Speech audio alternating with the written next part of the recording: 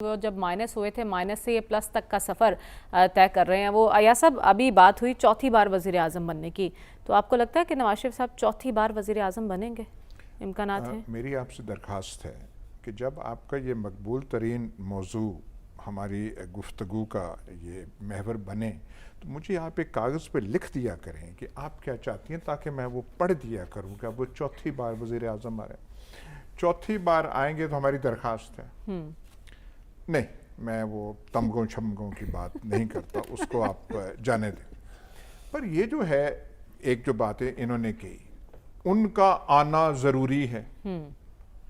भाई उनको रोका किसने हुआ है? एग्जैक्टली उनका आना जरूरी है। कौन रोक रहा है? हाल मुकीम अडियाला का भी शामिल होना जरूरी है। उनको तो रोका हुआ है ना। अडियाला जो है एवन फील्ड डिपार्टमेंट नहीं है। एवन फील्ड डिपार्टमेंट में और अडियाला और अटक में थोड़ा सा फर्क है, तो उनको तो रोका हुआ है। इन पे तो कोई कदगन नहीं है। आप आज वो तकरीर देखें, साबका वो जो हैं पंजाब के कौन थे, खादमे आला, वो ऐसे उछल रहे थे, उन्होंने बाकायदा आखिर में डांस किया, ऐसे ऐसे वो कर रहे थे। आप वो देखें, वो कर रहे हैं। आज उनको तो किसी ने रोका हुआ, रोका इनको हुआ भी इनके कानूनी मामलात ने रोका हुआ है, कानूनी मामलात ने नहीं रोका हुआ।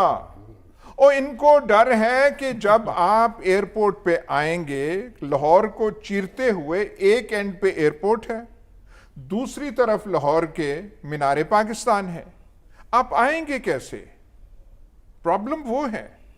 अवाम जो है, कैसे, कितने कोरमे आप खिलाएंगे, मेज कहां का लगाएंगे, कौन सी बिरयानियां होंगी जो वहां पे आएंगे? वो जो हमारे किचन खर्चे वाले हैं, खर्चाए किचन वाले जो हैं, उन्होंने तमाम आसपास की वो जो थी कच्ची आबादियां वो कर के सारा राशन पानी करके वो जलसा वो संभाल। आपने जब वो करना है तो क्या वहां से ये फरमान हुआ कि जो अंदरूनी लड़ाइयां नून लीग की हैं उनको खत्म किया जाए? मतलब हमारी इतला नहीं है कि ख्वाजा साद रफीक कहीं देख रहे हैं, किचन वाले जो हैं जोराबाद, वो यहाँ के जौहर टाउन वाले, वो कहीं देख रहे हैं। ये प्रॉब्लम्स आपके हैं। तो कानूनी तो कोई नहीं है रोका हुआ है इस वो जो जिसका इलाज मतलूब है अवाम पाकिस्तान। ये जो मखलूक है जो सिर फिरी हो गई है, जिसका दिमाग खराब हो गया है, जो आपकी बातें सुनने के लिए तैयार नहीं है, जो आपको धड़का लगा रहता है कि बाहर आएंगे कौन सी सलवातें हमें सुननी पड़ेंगी, क्या क्या वो करना पड़ेगा, उनका आप क्या करेंगे? ठीक है। थिंक टैंक का मसला हो 4 का, वो तो ठीक है, हम इनकी क़यादत में जो नारे हमसे लगवाने हैं लगवा लें, हम करने को तैयार हैं। आज बात बन नहीं रही। नहीं बन रही, आज नहीं बन रही। बात नहीं बन रही। ये अब इनकी खुशी 21 अक्टूबर 21, ठीक है, आप कह रहे हैं इनको किसी ने रोका नहीं हुआ, कानूनी मामलात भी आड़े नहीं आ सकते, लेकिन अगर आना ही था तो पहले आ जाते। और आज हमने सुना राजा परवेज अशरफ साहब भी कह रहे थे कि कोई समझौता हो रहा है, किसी समझौते के नतीजे में आ रहे हैं नवाज शरीफ साहब। जी, मैं आपको बड़ी दिलचस्प बात बताता हूँ। ये बात दुरुस्त है कि वो 4 हफ्तों की उन्हें इजाज़त मिली थी कोर्ट से, और उस वक्त की महबूब हुकूमत जो है, स्पोक्स पर्सन थी हमारी मोहतरमा डॉक्टर यास्मीन राशिद साहिबा, जो कौम को बता रही थी कि उनकी कैफियत क्या है। 2 कोर्ट्स के फैसले थे, ECL से नाम निकाला जनाब प्राइम मिनिस्टर ने उस वक़्त के। उसके बाद मैंने आज ये सारी मालूमात ली है, एक दफ़ा भी 4 साल में, मतलब उनकी जितनी देर हुकूमत रही, उन्होंने कोर्ट से रजू नहीं किया। 1 तारीख पे उनका वकील गया और उसने जाके कहा जी मुझे तारीख दे दें, मेरी तैयारी नहीं है। अच्छा। आज तक इसका मतलब आप तो गालबन उस वक्त नहीं थी, हमारी दूसरी एंकर थी, मैंने उस वक्त भी कहा था कि वो क्यों कर गए हैं, किन मकासद के लिए गए हैं। और अब भी जब वो आ रहे हैं, ये जो प्रोटेक्टिव बेल है ना, ये आज तक किसी की नहीं रुकी। ये मैं आपको चैलेंज से कह रहा हूँ, कभी किसी की नहीं रुकी। तो जहाँ तक ये बात रोकने वाली बात है, देखें ये पुरानी फिल्म है नए प्रिंट के साथ, इससे एक सबक हासिल करना चाहिए। नुस्खा कीमिया कोई नहीं होता, फर्द नहीं होता। तो अंदरूनी इख्तलाफात हैं कोई नून लीग में? ये हर घर में, यहाँ ये इख्तलाफात नहीं है, घर के अंदर इख्तलाफात नहीं होते। बात है कि नवाज शरीफ के सामने किसी का कोई इख्तलाफ नहीं है। अच्छा। तो नवाज शरीफ के किरदार को हजम करना पड़ेगा। असल में ये कोई अहले सियासत का इशू भी नहीं था। मैं भी ये भी कहना चाहूँ कि पीटीआई का लीडर भी, आप ज़रा ज़र्फ देखें कि जब वो गिरे थे तो वो अपनी कैंपेन छोड़ के हॉस्पिटल में पहुंचा था। सियासतदानों का तर्ज अमल ये होना चाहिए, लेकिन कुछ लोगों का ना रोज़गार लगा हुआ है पाकिस्तान के सियासतदानों को टारगेट करने में। कि वो बड़ी अच्छी बात रशीद साफ़ी ने कही है कि अगर नवाज शरीफ का एक रोल है तो वो हाल मुकीम अडयाला वालों का भी एक रोल है। तो पाकिस्तान की सियासी लीडरशिप को दीवार से लगाने की जो लोग कोशिश कर रहे हैं ना, वो सियासत दुश्मन भी है, वो जमहूरियत दुश्मन भी है। वो किसी अपने खास एजेंडे पे होते हैं और वो नौकरी की तलाश में होते हैं। मैं समझता हूँ जब तक पाकिस्तान के अंदर से ये तनाव टकराव खत्म नहीं होगा, पाकिस्तान आगे की तरफ नहीं बढ़ पाएगा। मैं अगर जर्नलिस्ट हूँ, मैं तजियाकार हूँ, तो मुझे बैठ के तजिया करना चाहिए। मुझे ये नहीं कहना चाहिए कि जी नवाज शरीफ ये था, नवाज शरीफ को ये आईनी और कानूनी, ये कानून और आइन, ये पाकिस्तान की अदालत उज़्मा के फैसले को किसी ने टारगेट नहीं किया। लेकिन अभी कुछ हफ्ते पहले एक खास एजेंडे के तहत एक चीफ जस्टिस साहब, ये जो जिस केस का फैसला हुआ आपको पता है, इसमें से 8 जजेस ने रिजर्वेशन शो करके अलहदा हो गए थे। क्या ये कोर्ट से, क्या सियासी एजेंडे के तहत कोर्ट चलती है? मैं समझता हूँ कि पाकिस्तान ने आगे की तरफ चल रहे हैं। तो नुस्खा कीमिया मैं बताता हूँ क्या है। वो नुस्खा कीमिया पाकिस्तान का आइन है। उस आइन के मुताबिक जर्नलिस्टों का भी एक रोल है, पाकिस्तान के तमाम अदारों का एक रोल मुतय्यन है, और पाकिस्तान के अदारों को उदी में देखिए, हुकूमत एक अदारा है, पार्लियामेंट एक अदारा है। और सबसे अहम बात जो सुप्रीम कोर्ट ने की है, सबसे अहम बात उन्होंने पार्लियामेंट की बालादस्ती को तस्लीम किया है।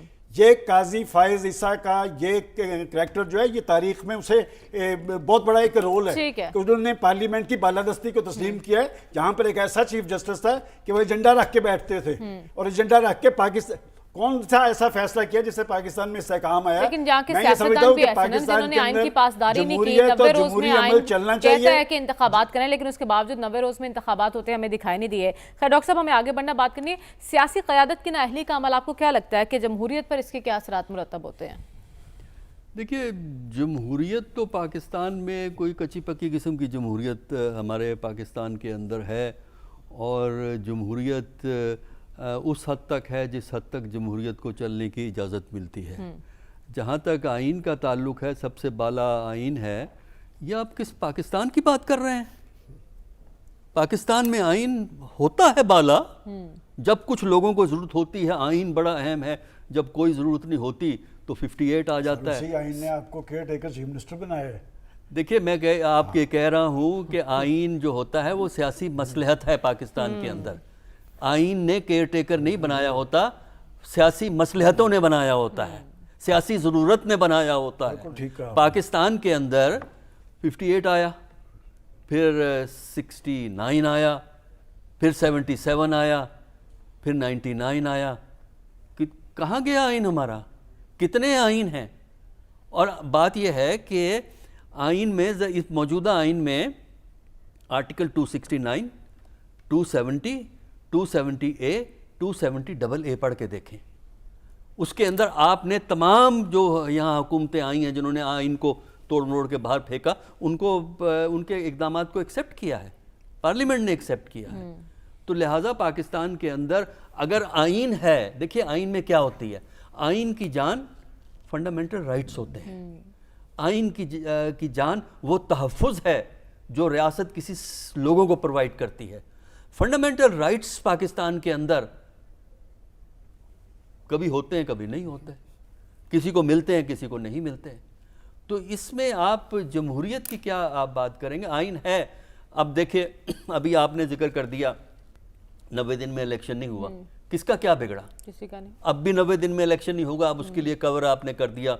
कवर तैयार किया गया उन्हीं लोगों ने जो इस वक्त आइन के सबसे बड़े ठेकेदार बने हुए हैं। जो पॉपुलेशन की जो अप्रूवल दी गई है वो एक ख़ास मकसद के लिए दी गई है। तो लिहाजा जो चीज़ मैटर करती है वो इंसान की नीयत है, इंसान का मकसद है कि आप किस नीयत से काम कर रहे हैं, किस मकसद के लिए काम कर रहे हैं। आपका ऑब्जेक्टिव अगर मुल्क की खिदमत है तो आप मुल्क में मरेंगे, मुल्क में जिएंगे।